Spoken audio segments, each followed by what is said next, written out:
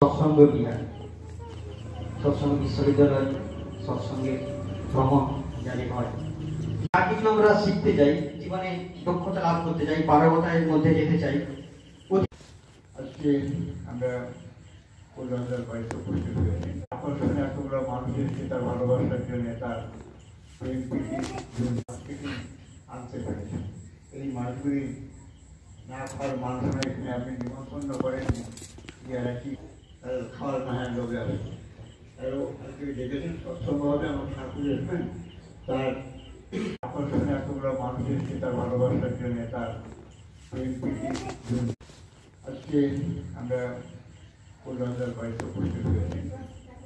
এই কলকাতার পুরো মানুষকে কারো দুয়ারে যে ডাকে আসেন, আর কাউকে সকলকে বলেছে আমার মনে হয় সবাই